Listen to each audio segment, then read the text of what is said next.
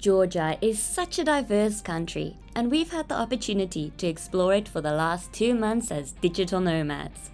From the international capital of Tbilisi to the ghosts of the Soviet era in Kutaisi and the fairy tale Borjomi, it was time to test out the glamping situation in Georgia.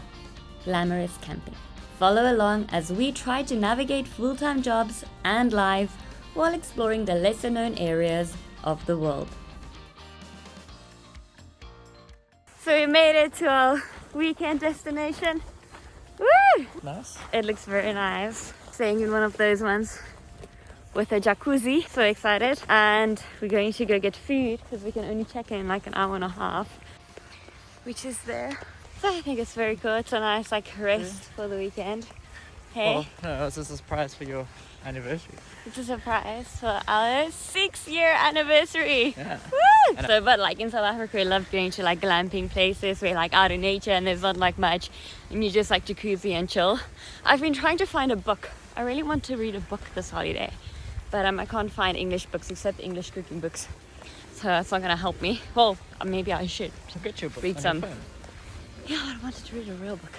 Jared said he was a bit nervous because the place had a few different reviews. Like a lot of 5 stars, and then like a few 1 stars random things. But it's silly being like, oh yeah, they didn't like it because it's like an off-road to get here. Because I mean, what do you expect if you go glamping? Camping. Oh, there's duckies. This is pretty.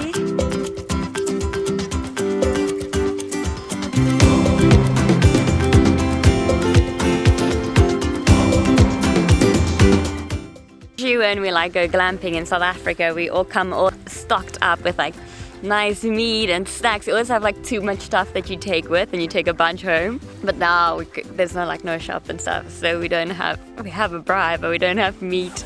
And we don't have chippies and snacks, so we don't have any more chocolate, so we didn't bring chocolate with.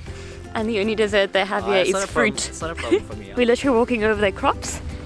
They were like, just walk over that. Okay. It's not crops, but it's like dug up for I mean, planting. look at this. This is like ready to plant. Food was really good. We were a little bit concerned when we go for dinner tonight, walking back in the cold and dark, because it's pretty cold at the moment actually.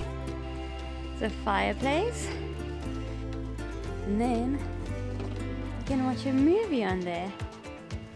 Which one is ours? Finish sauna. Finnish sauna. Look at this Mr. being all romantic. We have enough chocolate now. Cute man, did you organize this? This is so cute. Did you organize this? And cake. I was just complaining that we don't have chocolate. Problem is that we don't have any more chocolate, so we didn't bring chocolate with. And the only dessert they have here is fruit. And there's like chocolates everywhere. Like literally, it's like a chocolate hunt. Jared's being all romantic, and he. What did you say? Is this like a bar that you pay for? I say it's free. The water's free. You find more chocolates. No, there's chocolates if you want. Oh, There's wow. wine if you need. Oh, the Sprinkles. Yes. There's juices. A little fridge, kettle, coffee and tea. It made this all romantic. Look at this bed with the flowers and a view. And the bathroom is really nice. Like, proper shower, proper toilet. This is our little porch, the jacuzzi, and that's our little spot to sit. A cat. Didn't know it came with a cat, but I mean, apparently it does. This guy looks like it gets fed, which makes me very happy. Hi! Doing? A reminder that for every new subscriber, we feed a stray animal. And thanks to you, 41 stray animals did not go hungry in cold Cape Town, South Africa this week.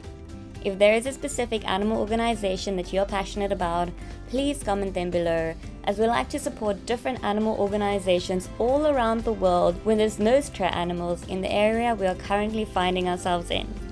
You can also donate more meals for only the price of a takeaway coffee when you visit www.buymeacoffee.com/kinfolktravels. We took a quick drive to a nearby shop to buy some meat and snacks. It's cold!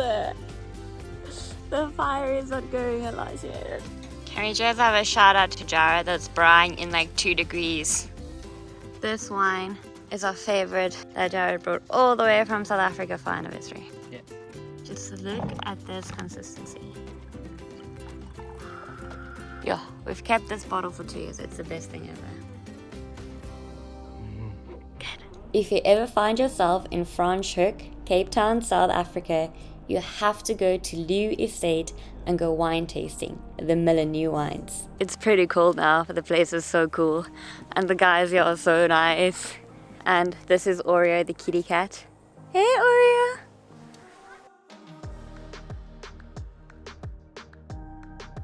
In the morning, and you get breakfast, which you go fetch. And then breakfast is late. It's like at 10:30 it starts. So you get bread with cheese and a smoothie, fruit. It's cute. Flapjacks.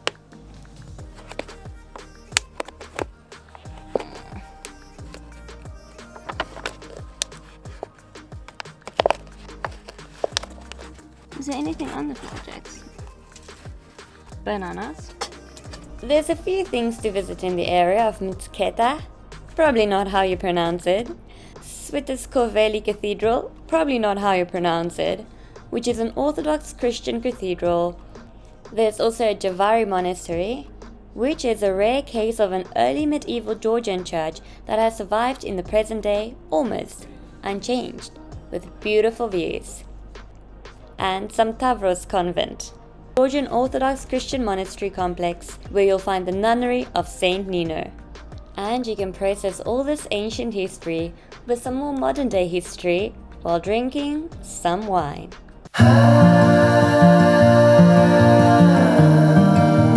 Chateau Mukhrani has an incredible history, so we went there to go wine tasting and on a wine tour, our first ever chateau. In order to be called a chateau, you have to comply with 4 criteria. The vineyard, the castle, the history, and the winery at the same place. So all the process happens here, and Mukhrani is the name of the village. That's why we are Chateau Mukhrani. We use wines in classic technology, and we use traditional way of winemaking too. This place has an incredible history, which was almost completely destroyed by the Soviet Union. The first idea belongs to a person who was called Ivan Mukhrani, direct descendant of Georgian royal dynasty Bagrationi. This is Ivan again with public figure. This is Elia Chavchavadze, very important social person. He was serving in Russian army almost his whole life. He was very important social person. Ivan wanted to make a business to export Georgian wine. No one knew about Georgian wine in 19th century, and those who knew about, they did not like, because its every wine is stronger and different. That's why Ivan decided to go in France. He learned their technique and methodology of winemaking. Then he decided to sell everything to Romanovs, Russian royal family. But they did not have enough time because all the wine cellars, not only in Georgia, and whole Soviet Union was destroyed. Some of them was filled with sand, some of them with cement. Oh wow.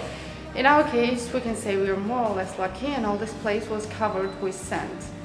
Then from 2002 we had 4 investors, 2 of them were Georgians.